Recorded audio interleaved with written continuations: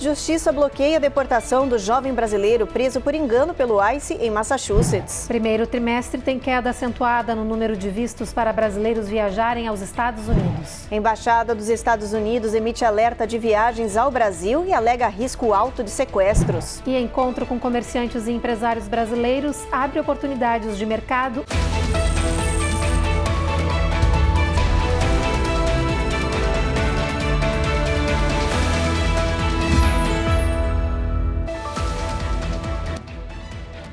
Boa noite.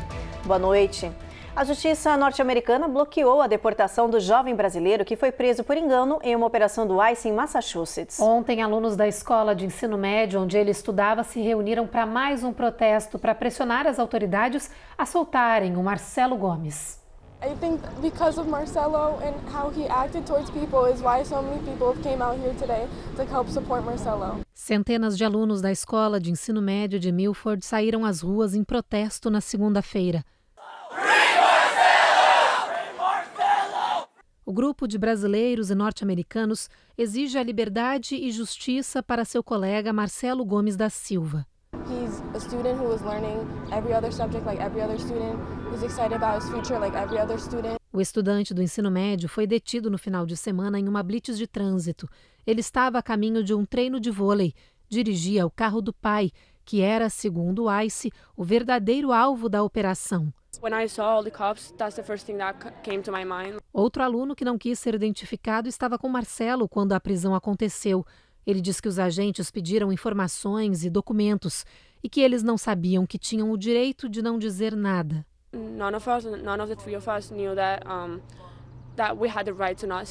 Marcelo, que tem 18 anos, foi levado. Ele passou a maior parte da vida em Milford. Veio para os Estados Unidos com os pais aos 5 anos de idade. Sua namorada diz que é a fé que está ajudando a comunidade a lutar pelo jovem. This is God's love. Right behind me is God's love. Os colegas dizem que vão seguir pressionando as autoridades. It's horrible, being taken in the hands of someone who you don't know and potentially leaving the country. I wouldn't wish that on a single person. Ontem, um juiz federal decidiu que Marcelo não pode ser deportado ou transferido do estado sem um aviso prévio de 48 horas, enquanto o pedido da advogada da família para a reavaliação do caso é analisado. O Itamaraty disse que está ajudando a família do estudante. O governo dos Estados Unidos postou no site da embaixada e dos consulados mais um aviso para norte-americanos que estejam pensando em viajar para o Brasil. Desta vez, o alerta é para o risco de crimes e sequestros no nosso país. A Embratur repudiou a recomendação e disse que o texto causou estranheza e indignação, além de ser alarmista e desinformativo. O comunicado traz um resumo do que pode acontecer se alguém for ao Brasil, como crimes violentos, incluindo assassinato, roubo à mão armada e roubos de carros, em áreas urbanas de dia e de noite. A nota diz que ainda houve um sequestro com pedido de resgate de viajantes dos Estados Unidos e que a atividade de gangues e crime organizado são generalizados e frequentemente ligados ao tráfico de drogas recreativas. A Casa Branca ainda faz um alerta sobre agressões físicas e o uso de sedativos e drogas em bebidas, especialmente no Rio de Janeiro. E alega que mesmo em áreas consideradas seguras pelos governos locais e pela polícia, a situação pode mudar a qualquer momento. E mais, diz que os estrangeiros são procurados via aplicativos de namoro para então serem roubados. O governo norte-americano pede para que seus cidadãos não frequentem habitações informais, ou seja, favelas e comunidades, mesmo em visitas guiadas. E solicita que os turistas façam seguro antes de viajar, preparem um plano de emergência e montem um esquema de comunicação contínuo com a família e os amigos. A Agência Brasileira de Promoção Internacional do Turismo rebateu o comunicado, afirmando que a visão norte-americana é distorcida e que o Brasil é um destino seguro e acolhedor. Segundo a Embratur, o nosso país recebeu 4,4 milhões de visitantes só nos 4 primeiros meses de 2025, mostrando um crescimento de 51% em relação ao mesmo período do ano passado. De janeiro a abril, 306 mil moradores dos Estados Unidos visitaram o país, ficando como segundo colocados no ranking dos turistas. O Brasil tem Polícia Federal, Polícia Rodoviária Federal, Polícia Penitenciária, Polícia Militar, Polícia Civil e Guarda Civil Metropolitana. São tantos órgãos de segurança pública, mas sem inteligências e recursos integrados. Invadem competências umas das outras e competem entre si. Esses profissionais têm péssimos salários. O Brasil tem um Tribunal Constitucional que julga ações criminais sem ter sido aparelhado para isso. Tem audiências de custódia que tiram a credibilidade e a autoridade da Polícia Civil e agora nós recebemos uma advertência, um alerta de alguém de fora e que isso nos sirva de lição, de aviso, para que autoridades enfrentem o problema de forma madura, sem ufanismo. Um país só é bom para o turista quando é bom para os seus cidadãos. A emissão de vistos para brasileiros viajarem aqui para os Estados Unidos caiu. Os dados são referentes ao primeiro trimestre deste ano. Os consulados americanos no nosso país emitiram 237 mil vistos que autorizam os brasileiros a entrarem nos Estados Unidos. De janeiro a março, a queda foi de 19,1% em comparação com o mesmo período do ano passado. Apesar da queda, dados do Departamento de Estado norte-americano apontam que o Brasil ainda ficou em quarto lugar entre os países que mais receberam vistos. O nosso país ficou atrás apenas do México, da Índia e da China. Os vistos mais emitidos no primeiro trimestre para brasileiros foram os de turismo, B1 e B2, e o J1, que é o de intercâmbio. Depois do intervalo, o aumento das taxas sobre aço e alumínio por Donald Trump podem elevar os preços nos mercados. E a gente explica por que o país corre risco de ter uma escassez de papel higiênico.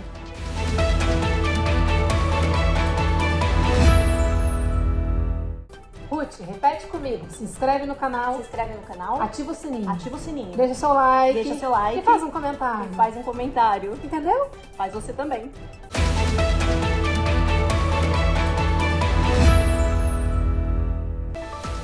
Começa a valer a partir de amanhã o aumento das tarifas de Donald Trump sobre o aço e o alumínio. Uma taxa que vai afetar diretamente o Brasil. Os detalhes direto da capital com Matias Brotero. O presidente Donald Trump voltou a defender nesta terça-feira a imposição de tarifas sobre produtos importados. Segundo ele, as tarifas são o motivo pelo qual a economia dos Estados Unidos está, nas palavras dele, explodindo. A porta-voz da Casa Branca informou que Trump assinará hoje um decreto que aumenta as tarifas sobre o aço e o alumínio. Na semana passada, Trump já havia anunciado que iria dobrar as tarifas.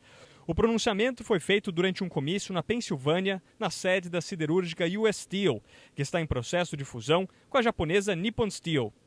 Leavitt também disse que os Estados Unidos estão monitorando se a China está cumprindo o acordo tarifário firmado no mês passado e reforçou que Trump deve conversar em breve com o presidente chinês Xi Jinping. Em meio à escalada da guerra comercial, o Departamento do Trabalho anunciou que o número de vagas abertas subiu para 7,4 milhões, acima das expectativas dos economistas, que projetavam 7,1 milhões. De Washington, D.C., Matias Brotero para o Américas no Ar. E esse aumento para 50% nas tarifas sobre o aço e o alumínio de Trump pode afetar diretamente o seu bolso em breve. É que uma consequência a curto prazo deve ser a elevação dos preços nos mercados, alertam os especialistas. A escalada tarifária prevista para entrar em vigor amanhã vai cobrar impostos de 50% sobre todo o aço e alumínio estrangeiros que entram nos Estados Unidos.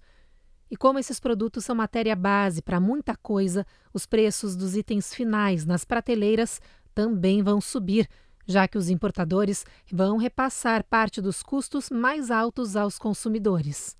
O aumento de preços deve atingir sopas e alimentos enlatados, refrigerantes, cervejas, lava-louças, geladeiras e carros. Só os veículos, por exemplo, podem custar até $4.000 a mais em poucas semanas. Nos últimos dias, em um comício na Pensilvânia, Donald Trump anunciou investimentos e medidas para incentivar a produção nacional de aço e alumínio para reduzir a dependência internacional. Outro item importante do dia a dia que pode ser atingido é a celulose, que o Brasil exporta para os Estados Unidos. Sabe para que ela serve? Entre outros produtos, para fazer o papel higiênico. A guerra tarifária está reacendendo a preocupação com a escassez desse produto nas prateleiras, igual ao período da pandemia. Os embarques da celulose brasileira para os Estados Unidos já reduziram 20% e a tendência é ver menos produtos nas prateleiras, preços mais altos e uma corrida aos mercados. A quantidade de papel higiênico reduziu levemente nas prateleiras, mas isso já foi o suficiente para levantar uma preocupação. Será que vai faltar o produto nos mercados? Os especialistas dizem que não, mas os embarques da celulose brasileira para os Estados Unidos vêm reduzindo mês a mês. Já caíram 20% por causa das taxas extras impostas pelo presidente Trump. A celulose é usada na fabricação do papel higiênico e toalhas de papel, que são finalizadas e comercializadas na indústria norte-americana. A preocupação é que o tarifaço gere pânico na população diante das notícias de redução de oferta e aumento de preço. O medo é que isso acabe provocando uma nova corrida nos mercados para estocar produtos não perecíveis, como o papel higiênico. Durante a pandemia, a notícia de que havia problemas no sistema de suprimentos mundial fez exatamente isso, correria e escassez desse item nas prateleiras. Em março e abril de 2020, por exemplo, a população gastou 1,4 bilhão de papel higiênico, 102% a mais em comparação com o ano anterior. Por enquanto, os especialistas dizem que não há motivo para preocupação. No Oriente Médio, mais um dia de bombardeios e ataques contra os alvos do grupo terrorista Hamas em Gaza. Enquanto isso, Israel mantém o programa de distribuição de comida, água e remédios em outra área do enclave. Os detalhes com o repórter Vitor Larregina. As forças de defesa de Israel disseram hoje que o grupo terrorista Hamas está perdendo o apoio da população da faixa de Gaza por causa do programa de ajuda humanitária na região. Nesta terça-feira, o exército israelense fez mais operações no território palestino. Na região central de Gaza, o ataque foi contra um dos centros de comando do Hamas. O local era uma escola que foi transformada em base para os terroristas. Nessa outra operação, o alvo era um centro de armazenamento de armas. Já na região norte de Gaza, 3 soldados israelenses morreram depois que o carro blindado onde estavam passou por cima de um explosivo. Foi a maior baixa que o exército de Israel teve desde que a guerra foi retomada em março deste ano. Desde o início do conflito, em outubro de 2023, 681 militares israelenses morreram em combate. E, novamente, houve violência durante a entrega de ajuda humanitária. Segundo o Ministério da Saúde de Gaza, controlado pelo Hamas, 27 palestinos morreram em um local que ficava a 1 quilômetro de um dos pontos de entrega em Rafah. Israel disse que não atirou contra civis e que o caso será investigado. Pela primeira vez em um ano, um míssil lançado da Síria fez as sirenes de alerta para ataques aéreos soarem aqui em Israel. O bombardeio atingiu uma área aberta e ninguém se feriu. Outro ataque, dessa vez feito pelos rebeldes Houthis do Iêmen, foi interceptado pelo sistema de defesa israelense. De Tel Aviv, Vitor Larregina para o Américas no Ar. A seguir, encontro com comerciantes e empresários brasileiros abre oportunidades de mercado em Miami. E pela primeira vez em 12 anos, há mais vendedores de casas do que compradores.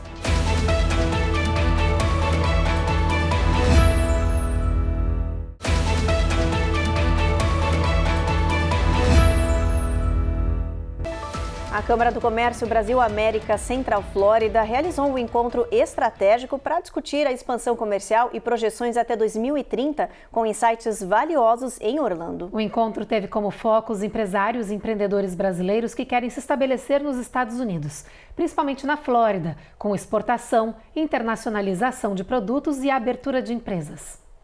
O encontro organizado pela Câmara de Comércio Brasil Central Flórida levou especialistas de diferentes áreas e autoridades que apresentaram projeções para 2030, cenários estratégicos do mercado americano futuro, como fazer negócios e como fortalecer a presença nos Estados Unidos. O diretor de operações da Apex América do Norte, a Agência Brasileira de Promoção de Exportações e Investimentos, indicou que o Brasil tem crescido muito no cenário norte-americano, com a internacionalização e exportação de produtos do nosso país, principalmente em Orlando. No mapa estratégico da Apex, a gente tem 3 clientes principais: a empresa brasileira potencial exportadora ou exportadora, o comprador internacional é um cliente nosso também, e o investidor internacional. Então, a gente acredita na internacionalização da economia brasileira como um vetor de desenvolvimento para o país, de geração de emprego, renda, distribuição dessa renda. Foi uma oportunidade única de conexão e comércio. Cerca de 100 empresários e empreendedores conheceram um pouco mais do trabalho da Câmara de Comércio Brasileira Americana da Flórida Central, com sede em Orlando, da Apex e do Consulado Geral do Brasil em Orlando, e como essas entidades são importantes ferramentas e bases de apoio para os brasileiros, podendo oferecer suporte estratégico, estudos de mercado, vínculos internacionais, acesso a feiras, palestras e muito mais. A relação comercial entre a Flórida e o Brasil é bastante significativa. Em 2022, o comércio bilateral de mercadorias entre os dois totalizou 22,6 bilhões de dólares, tornando o Brasil o principal parceiro comercial da Flórida. E é nesse estado que a maioria das empresas brasileiras escolhe começar suas operações nos Estados Unidos. Por isso, o CFBACC Summit 2025 foi mais do que um encontro empresarial. Foi uma ação estratégica para posicionar a Flórida Central como uma região de grandes oportunidades e o Brasil como um parceiro essencial nesse avanço econômico conjunto. Foi um sucesso. Muitos empresários presentes, investidores, autoridades, e o resultado foi que a Flórida Central é a bola da vez, com um futuro brilhante para os próximos 20 anos. Muitos investimentos chegando em várias estratégicas, como agricultura, alimentação industrializada, saúde, educação, infraestrutura, inteligência artificial. Foi falado de Neo City, que é o novo Vale do Silício dos Estados Unidos aqui em Centro Flórida. Muitos arranjos, muitas negociações, muitos contatos e muitas informações valiosas para quem quer investir e fazer parte de toda essa oportunidade de negócios. Pela primeira vez em 12 anos, o número de vendedores de imóveis superou o de compradores aqui nos Estados Unidos. Os dados são um indicador precoce de que o mercado imobiliário pode estar sofrendo uma desaceleração por causa do cenário de insegurança econômica. Quem está procurando casas para comprar vai descobrir que agora a oferta é maior do que a procura. Pela primeira vez em 12 anos, os Estados Unidos estão registrando essa mudança de comportamento. Jen Zhao, a chefe da pesquisa econômica da Redfin, que fez esse levantamento, apontou que são 500 mil vendedores a mais no mercado do que compradores e concluiu que isso era um sinal de enfraquecimento do mercado imobiliário. That the housing market is weakening and it's really shifting right now. A justificativa é simples. Os compradores estão mais cautelosos e menos dispostos a arriscar em um cenário econômico de incertezas, com aluguéis mais caros, hipotecas elevadas e perspectivas de piora da inflação. We looked at the 50 most populous U.S. metros. Analisamos as 50 áreas metropolitanas mais populosas dos Estados Unidos e descobrimos que 31 delas são mercados de compradores. Isso significa que nessas áreas há muito mais pessoas vendendo casas do que comprando, disse Chen Zhao. A especialista aponta que se você é um vendedor de casas, a dica é correr para tentar vender o seu imóvel o quanto antes. Ela alerta para colocar um preço justo, já que há mais opções no mercado e a sua casa pode ficar parada. Já para quem está procurando um imóvel, a dica é outra. Chen afirma que o tempo está a favor dos compradores. Com uma enorme variedade de casas à venda, o comprador agora pode negociar. Você realmente tem uma oportunidade. Há muito mais estoque no mercado. Então você tem mais opções para encontrar um imóvel que goste. E depois de encontrar esse imóvel, há realmente uma boa oportunidade para negociar, concluiu Chen Zhao. O governo federal disparou um novo e mais sério alerta sobre o recolhimento de tomates distribuídos em 3 estados. Segundo a FDA, foi preciso elevar o nível do recall em andamento dos tomates da marca H&C Farms Label, devido à ameaça de morte. Os frutos estão com uma grave contaminação de salmonela e, de acordo com o alerta, quem consumir esses tomates está sob risco sério. Os tomates contaminados foram distribuídos entre 23 e 28 de abril para lojas na Geórgia, na Carolina do Norte e na Carolina do Sul. Eles foram vendidos em pacotes pequenos de 3 unidades ou embalagens de até 11 quilos. O primeiro caso grave de contaminação em humanos dessa leva do produto foi relatado em 2 de maio. No próximo bloco, a gente fala do impacto da tempestade de areia do Saara e da fumaça dos incêndios do Canadá aqui nos Estados Unidos. E a gente explica por que o hábito diário de beber café pode ajudar as mulheres a viver mais.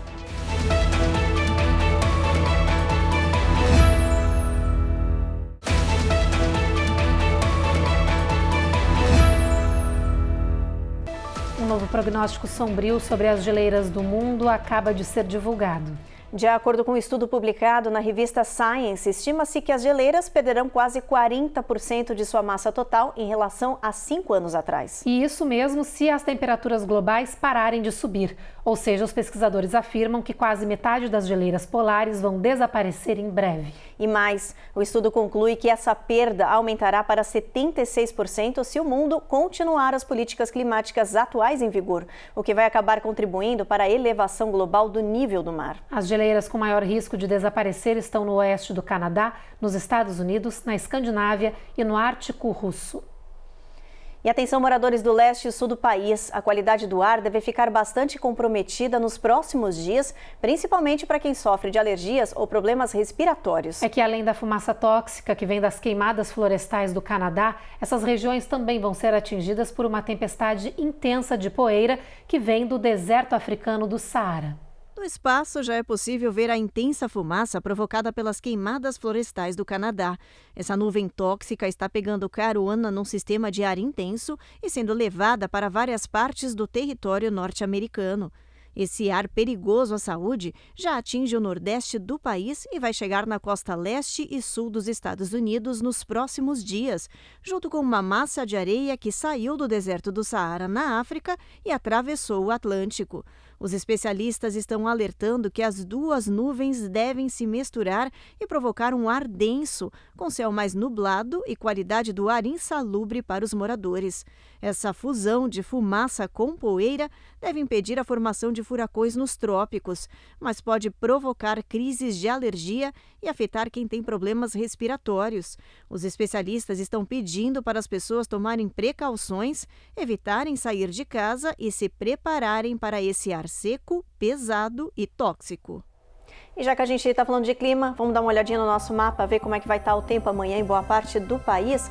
A gente começa por Boston, olha, máxima de 85, mínima de 61, com tempo encoberto. Washington, mesmo cenário, sol entre nuvens, com máxima de 88.